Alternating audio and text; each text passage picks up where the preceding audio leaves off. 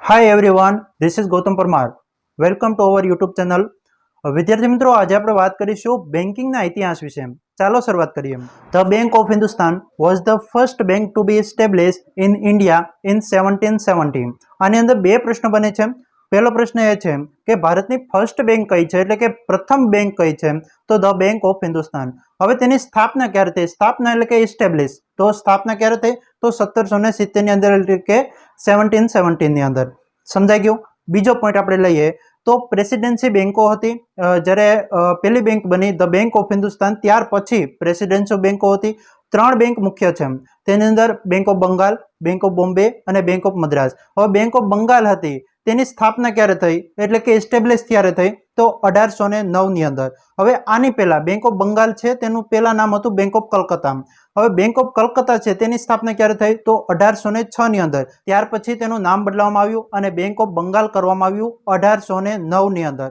ત્યાર પછી બીજી બેંક આવે છે બેંક ઓફ બોમ્બે. ઓકે, પહેલી છે બેંક ઓફ બંગાળ, સેકન્ડ છે બેંક ઓફ બોમ્બે અને ત્રીજી છે બેંક ઓફ મદ્રાસ.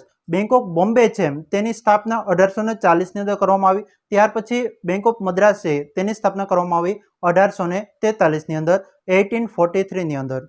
આગળ વાત કરીએ તો in 1921 presidency bank were merged to from imperial bank of India. It was private entity. આ ત્રણ બેંકો હતી જે પ્રેસિડેન્સી બેંકો હતી. કઈ કઈ? Bank of Bengal, bank of Bombay અને બેંક ઓફ મદ્રાસ. આ ત્રણ બેંકોને મર્જ કરવામાં આવી, એટલે કે જોઈન્ટ કરવામાં આવી. જોઈન્ટ કરી અને એક બેંક બનાવવામાં આવી જેનું નામ હતું imperial bank of India. Imperial bank of India હતી, તેની સ્થાપના ક્યારે થઈ, તો 1921 એટલે કે 1921 ની અંદર કરવામાં આવી હતી. ત્રણ બેંકોને મર્જ કરીને. કઈ કઈ bank? Bank of Bengal, bank of Bombay અને બેંક ઓફ મદ્રાસ. સમજાઈ ગયું.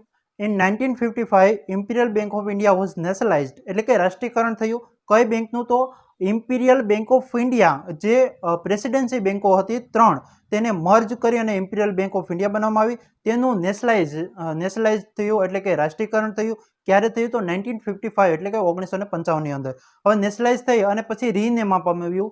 જે ઇમ્પિરિયલ બેંક ઓફ ઇન્ડિયા છે, તેનું રીનેમ આપી અને સ્ટેટ બેંક ઓફ ઇન્ડિયા કરવામાં આવ્યું. હવે રીનેમ આપી તો તે કઈ કમિટી દ્વારા રિકમેન્ડ કર્યું કે આ બેંકનું રીનેમ આપવું અથવા નેશનલાઇઝ કરવું અને તે બેંક બનાવી સ્ટેટ બેંક ઓફ ઇન્ડિયા? તો તે હતું એડી ગોરેવાલા કમિટી.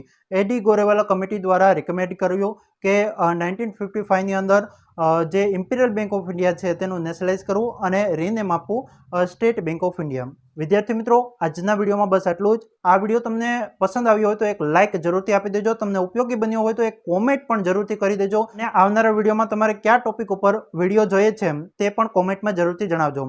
આ ચેનલ પર નવા હોય તો ચેનલને સબસ્ક્રાઇબ કરી લેજો. આ વિડીયોને એક લાઇક આપી દેજો. ફરી મળીશું. નમસ્કાર.